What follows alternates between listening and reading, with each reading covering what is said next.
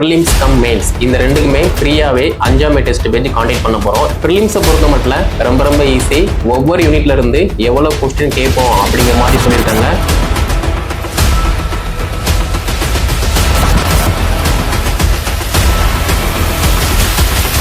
TNPSC நடத்தக்கூடிய group 1 எக்ஸாமினேஷனுக்கு நம்முடைய academy சார்பா ப்ரிலிம்ஸ் கம் மெயின்ஸ் இந்த ரெண்டுக்குமே ஃப்ரீயாகவே 5ஆம் டெஸ்ட் பேஜ் கான்டெக்ட் பண்ண போகிறோம். இந்த 5ஆம் டெஸ்ட் சீரிஸை பொறுத்த மட்டும் ப்ரிலிம்ஸ் அண்ட் மெயின்ஸ் இந்த ரெண்டு எக்ஸாமுக்குமே ஃப்ரீயாகவே கைடன்ஸ் ப்ளஸ் டெஸ்ட் சீரிஸ் வந்து அவைலபிளாக இருக்கும். ஓகே, ஸோ ஃபஸ்ட்டு நம்ம ஸ்டெப் என்ன அப்படின்னா, ஃபஸ்ட்டு ப்ரிலிம்ஸ் வந்து கிளியர் பண்ணணும். அதுக்கப்புறமா தான் மெயின் எக்ஸாம் வந்து நம்ம அப்ரோச் பண்ணுற மாதிரி இருக்கும். அப்போ ப்ரிலிம்ஸை பொறுத்த மட்டும் ரொம்ப ஈஸி.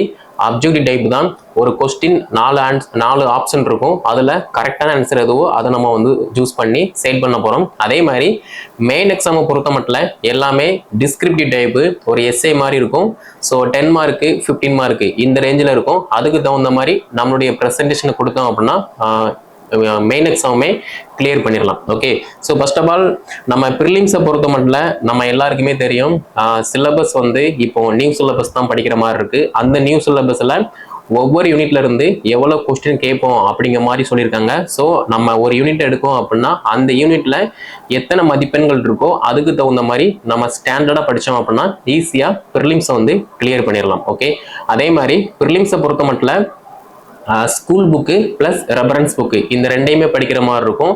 ஸோ ரெஃபரன்ஸ் புக்கை பொறுத்த மட்டும் எல்லா யூனிட்டுக்குமே கிடையாது, ஒரு சில யூனிட்டுக்கு மட்டும். அதாவது நம்ம தமிழ்நாடு வளர்ச்சி நிர்வாகம், அதே மாதிரி தமிழ்நாடு வரலாறு மரபு பண்பாடு, இந்த மாதிரி இந்த 2 யூனிட்டுக்கு மட்டும் நம்ம வந்து ரெஃபரன்ஸ் புக்கை வந்து பார்க்குற மாதிரி இருக்கும். அதர்வைஸ் நம்ம ஸ்கூல் புக்கை படித்தா மட்டும் போதுமானது. அதே மாதிரி நிறைய பேர் சார் வேர் டு ஸ்டடி கொடுங்க அப்படிங்கிற மாதிரி கேட்டீங்க. ஸோ வேர் டு ஸ்டடியுமே நம்ம டெஸ்ட் பேஜ் ஷெடியூல் அப்டேட் ஆகும்போது அந்த டெஸ்ட் பேஜ் ஷெடியூலில் என்னென்ன டேட்டில் என்ன டெஸ்ட் இருக்கோ அந்த டெஸ்ட்டுக்கான டாபிக் எந்த புத்தகத்தை படிக்கணும் அப்படிங்கிற மாதிரி நான் போஸ்ட் பண்ணுவேன்.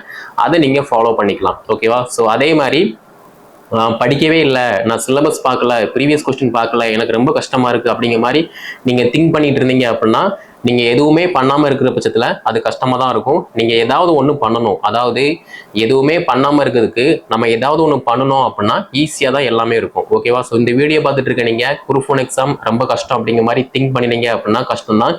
என்னால் முடியும், என்னால் மட்டும்தான் முடியும் அப்படிங்கிற மாதிரி உங்கள் மேலே நம்பிக்கை வச்சு நீங்கள் ப்ரிப்பரேஷன் பண்ணுறீங்க அப்படின்னா நீங்களுமே ஒரு டிசியாவோ ஒரு டிஎஸ்பியாவோ ஆகலாம். ஓகே, ஸோ நெக்ஸ்ட்டு மெயின் எக்ஸாமை பொறுத்த மட்டும் நான் இப்போ வாட்ஸ்அப் அண்ட் டெலிகிராம் குரூப்பில், அதாவது வாட்ஸ்அப் குரூப்பில் மட்டுமே கிட்டத்தட்ட 2050 பேர் இருக்கீங்க. அண்ட் டெலிகிராம் குரூப்பில் கிட்டத்தட்ட ஒரு 5000க்கும் மேலே தான் இருக்கீங்க. அப்போ இதில் எல்லாருமே படிப்பீங்களா அப்படிங்கிற மாதிரி எனக்கு தெரியல. பட் ஸ்டில் இருந்தாலுமே நீங்கள் வாட்ஸ்அப் ப்ளஸ் டெலிகிராம் ரெண்டுலேயுமே யாரெல்லாம் நான் குரூப் 1 எக்ஸாம் டார்கெட் பண்ணுறேன், என்னுடைய கனவு டிசி டிஎஸ்பி ட்ரீமோடு இருக்கேன் அப்படின்னா நீங்கள் தாராளமாக அந்த வாட்ஸ்அப் நம்பரில் உங்களோட டீட்டெயிலை என்ரோல் பண்ணிட்டீங்க அப்படின்னா அதுக்கு தனியாக கைடன்ஸ் கொடுக்குற மாதிரி இருக்கும். அதை நீங்கள் ஃபாலோ பண்ணிக்கலாம். ஓகேவா? அதே மாதிரி மெயின் எக்ஸாமுக்கான ப்ரீவியஸ் கொஸ்டின் பேப்பர் எப்படி இருக்குது அப்படிங்கிற மாதிரி நான் வாட்ஸ்அப் அண்ட் டெலிகிராம் குரூப்பில் ரெண்டுலேயுமே போஸ்ட் பண்ணியிருக்கேன். அதை நீங்கள் ஒன்ஸ் எடுத்து பாருங்கள். ஓகேவா?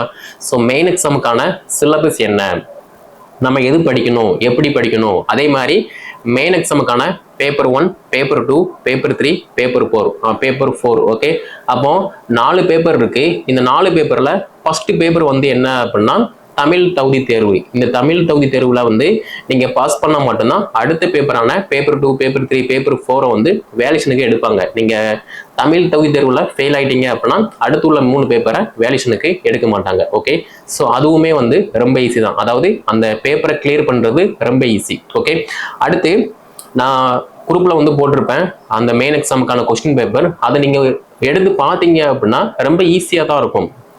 இப்போ இந்தியாவில் வந்து தொழில் வளர்ச்சி வந்து எப்படி இருக்கு, அதே மாதிரி பொருளாதார வளர்ச்சி வந்து எப்படி இருக்கு அப்படிங்கிற மாதிரி ஒரு சில மிக மிக முக்கியமான கொஸ்டின் மட்டும் தான் கேட்டிருப்பாங்க.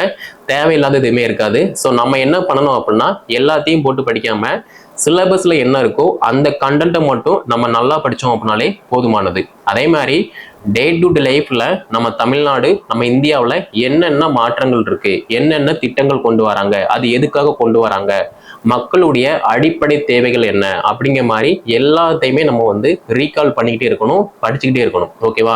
ஃபார் எக்ஸாம்பிள், நம்ம தமிழ்நாட்டில் ஒரு திட்டம் கொண்டு வராங்க அப்படின்னா அந்த திட்டம் என்ன பர்பஸ்க்காக கொண்டு வராங்க, அது எதுக்காக பயன்படுது அப்படிங்கிற மாதிரி நீங்க நல்லா படிக்கிற மாதிரி இருக்கும். அதே மாதிரி நம்ம மத்திய அரசு ஏதாவது ஒரு ஸ்கீம் கொண்டு வராங்க அப்படின்னா அந்த திட்டம் எதுக்காக கொண்டு வராங்க அப்படிங்கிற மாதிரி டீட்டெயிலாக நம்ம படிச்சிட்டோம் அப்படின்னா ஈஸியாக இந்த மெயின் எக்ஸாமை கிளியர் பண்ணிடலாம். ஓகே, அதே மாதிரி நீங்கள் இப்போ இருந்தே ப்ராக்டிஸ் பண்ணணும். நம்ம ஃபர்ஸ்ட் டைம் என்ன சொன்னோம் அப்படின்னா ப்ரிலிம்ஸ் மட்டும் கைடன்ஸ் கொடுக்கலாம் அப்படிங்கிற மாதிரி கேட்டிருந்தோம். பட் இருந்தாலுமே நம்ம ப்ரிலிம்ஸ் ஒன்ஸ் பாஸ் பண்ணிட்டோம் அப்படின்னா அடுத்த மெயின்ஸுக்கு வந்து நமக்கு வந்து டைம் இருக்காது. ஏன்னா ப்ராக்டிஸ் பண்ணணும். ஒரு நாளைக்கு ஒரு 4-5 கொஸ்டின், மேக்ஸிமம் ஒரு 10 கொஸ்டின் நம்ம எழுதி பார்த்தா மட்டும்தான் அடுத்து ஒரிஜினல் டெஸ்ட்ல நம்ம ஈஸியாக அந்த டைம் மேனேஜ்மெண்ட் வந்து பண்ண முடியும். அப்போ அதுக்கு தகுந்த மாதிரி நம்ம இப்போ இருந்தே ஹேண்ட் ரிட்டன் அது வந்து ப்ராக்டிஸ் பண்ணுற மாதிரி இருக்கும். ஓகேவா? ஸோ நெக்ஸ்ட் என்ன அப்படின்னா, சார் நிறைய பேர் கேட்ட கொஸ்டின், சார் என்னோட ஹேண்ட் ரைட்டிங் வந்து ரொம்ப ஆவரேஜாக தான் இருக்கும், எனக்கு வந்து ரொம்ப ஹேண்ட் ரைட்டிங் வந்து அழகாலாம் இருக்காது, அப்போ நான் என்ன பண்ணேன் அப்படிங்கிற மாதிரி கேட்டீங்க. உங்களோட ஹேண்ட் ரைட்டிங் அழகா இல்லைனா கூட உங்களோட ப்ரெசன்டேஷன், அந்த கொஸ்டினுக்கான ஆன்சரை நீங்கள் எப்படி பாயிண்ட்ஸ் போட்டு எழுதுறீங்களோ அதை பொறுத்து உங்களுக்கு ஈஸியாக மார்க் வந்து போட்டுருவாங்க. ஓகேவா? அதை பற்றி நீங்கள் ஒன்றுமே ஒரி பண்ண வேண்டாம். ஓகே, ஸோ உங்களுடைய தகுதியை நீங்கள் வளர்த்துக்கிட்டீங்க அப்படின்னா ஆட்டோமேட்டிக்காக எல்லாமே உங்களுடைய கையில் வந்து கிடைக்குமே தவிர நீங்கள் எதுவுமே ட்ரை பண்ணலை, ப்ராக்டிஸ் பண்ணலை அப்படின்னா அது வந்து கஷ்டம். நீங்கள் நல்லா படிக்கீங்க, ப்ராக்டிஸ் பண்ணுறீங்க, எஃபர்ட் போடுறீங்க அப்படின்னா கண்டிப்பாக ஏதாவது ஒன்று வந்து கிடைக்கும். ஓகேவா? ஸோ ஃபர்ஸ்ட் அட்டம்ப்ட்ல நம்ம வந்து கிளியர் பண்ணுறோம் பண்ணல அது வேற விஷயம். ஆனால் ஃபர்ஸ்ட் அட்டம்ப்ட்ல நம்ம ஒரு மிஸ்டேக் பண்ணுறோம் அப்படின்னா அது செகண்ட் அட்டம்ப்ட்ல நம்ம பண்ணாமல் பார்த்துக்கிறணும். ஓகேவா? அப்படி இருக்கும்போது செகண்ட் அட்டம்ப்ட்ல நம்ம ஈஸியாக கிளியர் பண்ணிடலாம். Okay, so prelims and mains ரெண்டுமே வந்து ரொம்ப ஈஸி தான். இந்த வீடியோ பார்த்துட்டு இருக்க நீங்கள் ஆவரேஜாக படித்தாலும் சரி, அதே மாதிரி ஃபர்ஸ்ட் டைம் இந்த எக்ஸாம் எழுத வரேன் அப்படின்னாலும் சரி, இல்லை நான் ஆல்ரெடி குரூப் 4 எக்ஸாம், குரூப் 2 தான் நான் எழுதிட்டு இருந்தேன், எஸ்ஏ எக்ஸாம் தான் எழுதிட்டு இருந்தேன், நான் இப்போ தான் ஃபர்ஸ்ட் டைம் வந்து குரூப் 1 எக்ஸாம் வந்து ப்ரிப்பரேஷன் பண்ணுறேன் அப்படின்னா நீங்களுமே தாராளமாக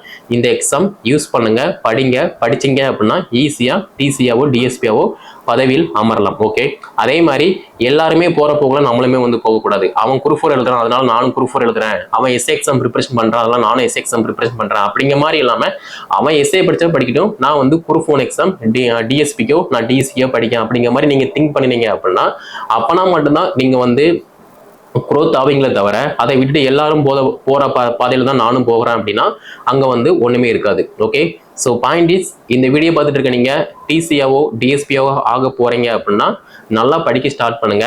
அதே மாதிரி ப்ரிலிம்ஸு கம்ஸ் மெயின்ஸு இந்த ரெண்டுக்குமே நம்ம டெஸ்ட் பேஜ் வந்து போட்டுருவோம். ஷெடியூல் எல்லாமே நான் வந்து ரெடி பண்ணிட்டு இருக்கேன்.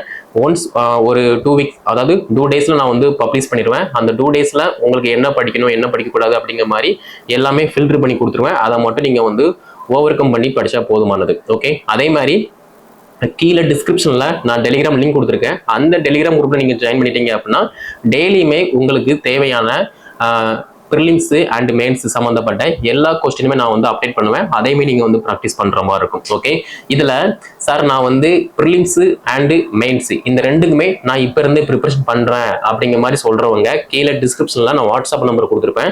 அந்த வாட்ஸ்அப் நம்பரில் உங்களோட டீட்டெயிலை நீங்கள் என்ரோல் பண்ணிக்கோங்க. ஸோ ப்ரிலிம்ஸ் நீங்கள் படிக்கீங்க அப்படின்னா உங்களுக்கு மெயின் எக்ஸாம் எப்படி படிக்கணும் அப்படிங்கிற மாதிரி நான் தனியாகவே கைடன்ஸ் கொடுப்பேன். அதை நீங்கள் வந்து ஃபாலோ பண்ணுற மாதிரி இருக்கும். ஸோ ப்ரிலிம்ஸுக்கு வந்து நீங்கள் மார்னிங்கோ ஈவினிங்கோ படிக்கீங்க அப்படின்னா உங்களோட ஃப்ரீ டைமில் மெயின் எக்ஸாம் கொஸ்டினை வந்து நம்ம எப்படி அப்ரோச் பண்ணணும் எப்படி படிக்கணும் அப்படிங்கிற மாதிரி நான் ஒரு சில கொஸ்டின் தருவேன். அதை நீங்கள் ப்ராக்டிஸ் பண்ணுற மாதிரி இருக்கும், படிக்கிற மாதிரி இருக்கும். ஓகேவா? ஸோ இது வந்து ப்ரிலிம்ஸ் கம்ஸ் மெயின்ஸ் ரெண்டுமே ப்ரிப்பரேஷன் பண்ணுற ஸ்டூடெண்ட்டுக்காக. அதே மாதிரி சார் நான் இப்போ ப்ரிலிம்ஸை மட்டும் நான் வந்து கிளியர் பண்ணுறேன், அதுக்கப்புறமா நான் வந்து மெயின்ஸை வந்து பார்த்துக்கிறேன் அப்படின்னா ஒன்றும் பிரச்சனை இல்லை. நீங்கள் ஆட்டோமேட்டிக்காக ப்ரிலிம்ஸ் மட்டுமே நீங்கள் படிங்க. ஆனால் இப்போ இருந்தே நீங்கள் மெயின்ஸுக்கு ஃபோக்கஸ் பண்ணினீங்க அப்படின்னா ஈஸியாக உங்கள் மேலேயே உங்களுக்கு வந்து ஒரு தன்னம்பிக்கை வந்து வந்துடும். ஏன்னா நம்ம மெயின்ஸும் படிச்சுட்டு இருக்கோம், ப்ரிலிம்ஸும் படிச்சுட்டு இருக்கோம். அப்போ ரெண்டுமே நல்லா படிக்கணும். அடுத்து இந்த 2 எக்ஸாமே நல்லா கிளியர் பண்ணணும். அதுக்கப்புறமா இன்டர்வியூமே நம்ம வந்து ரெடி ஆகணும் அப்படிங்கிற மாதிரி நல்லா ஃபோக்கஸ்டாக வந்து படிப்பீங்க. ஸோ உங்களோட ஃபோக்கஸ் வந்து வேற எங்கேயுமே போகாது. படிப்பு, ப்ராக்டிஸு, அது போக நம்ம எப்படி பாஸ் பண்ணலாம், எப்படி நம்ம மிஸ்டேக் பண்ணக்கூடாது அப்படிங்கிற மாதிரி ஒரு தன்னம்பிக்கை உங்களுக்குள்ளேயே வந்துடும். ஸோ அதனால ப்ரிலிம்ஸ் கிளியர் பண்றீங்க அப்படின்னா நீங்களுமே என்ரோல் பண்ணிக்கோங்க. அதே மாதிரி ப்ரிலிம்ஸ் பிளஸ் மெயின்ஸ் நீங்களுமே என்ரோல் பண்ணிக்கோங்க. ரெண்டு பேருக்குமே கைடன்ஸ் வந்து கொடுப்போம். ரெண்டு பேருமே வந்து ஃபாலோ பண்ற மாதிரி இருக்கும். ஓகேவா? ஸோ இது போக இன்டர்வியூ என்ன, இன்டர்வியூ எப்படி அட்டன் பண்ணணும், அதனுடைய ஸ்ட்ராட்டஜி என்ன அப்படிங்கிற மாதிரி நான் வேற ஒரு வீடியோ கூட நான் வந்து ஃபுல் டீட்டெயிலாக தருவேன். அதை நீங்க வந்து ஃபாலோ பண்ற மாதிரி இருக்கும். ஸோ கீழே டிஸ்கிரிப்ஷன்ல நான் WhatsApp number, contact number and Telegram link கொடுத்துருக்கேன். டெலிகிராம் குரூப்ல நீங்க ஜாயின் பண்ணிக்கோங்க. சேம் டைம் வாட்ஸ்அப் குரூப் ரெண்டுமே வந்து ஃபில் ஆயிருச்சு. இதுக்கப்புறமா வாட்ஸ்அப் குரூப் வந்து நம்ம வந்து கிரியேட் பண்ண மாட்டோம். நீங்க எல்லாருமே டெலிகிராம் குரூப்ல வந்து ஜாயின் பண்ணிக்கோங்க. டெலிகிராம் குரூப்ல ப்ரிலிம்ஸ் அண்ட் மெயின்ஸ் இன்டர்வியூ இந்த சம்பந்தப்பட்ட எல்லாமே அப்டேட் ஆகும். அதேமே நீங்க வந்து ப்ராக்டிஸ் பண்ற மாதிரி இருக்கும். ஸோ வாட்ஸ்அப் குரூப்ல உங்களுக்கு டே டு டே லைஃப்ல என்னென்ன அப்டேட் இருக்கோ அதுவுமே சேர்த்து அப்டேட் ஆகும். அதேமே நீங்க வந்து ஃபாலோ பண்ணிக்கலாம். இன்க்ளூடிங் தமிழ்நாடு வளர்ச்சி நிர்வாகம் அண்ட் தமிழ்நாடு வரலாறு மரபு பண்பாடு இது சம்பந்தப்பட்ட பிடிஎஃப் ஃபைலுமே நான் வந்து போஸ்ட் பண்ணுவேன். அதையுமே நீங்க வந்து ஃபாலோ பண்ணி படிக்கிற மாதிரி இருக்கும். ஸோ என்னால படிக்க முடியாது, அவங்க அப்படி சொல்றாங்க, இவங்க இப்படி சொல்றாங்க அப்படிங்கிற மாதிரி அவங்க சொல்றதை நம்பாம உங்க மேல நம்பிக்கை வச்சு நீங்க படிச்சீங்க அப்படின்னா ஈஸியா ஒரு டிஎஸ்பியா டிசியா பதவியில் அமரலாம். ஓகேவா? ஸோ மற்றவங்களை நம்பாம உங்களை நீங்க நம்புங்க. அப்பனா மட்டும்தான் ஈஸியா நம்ம பாஸ் பண்ண முடியும். இந்த சொசைட்டிக்கு ஒரு சக்சஸ்ஃபுல் மேலா ஒரு ஃபீமேலா இருக்க முடியும். ஓகே, ஸோ இதுல உங்களுக்கு வேற ஏதாவது டவுட் அப்படின்னா கீழே கமெண்ட்ல வந்து லீவ் பண்ணுங்க.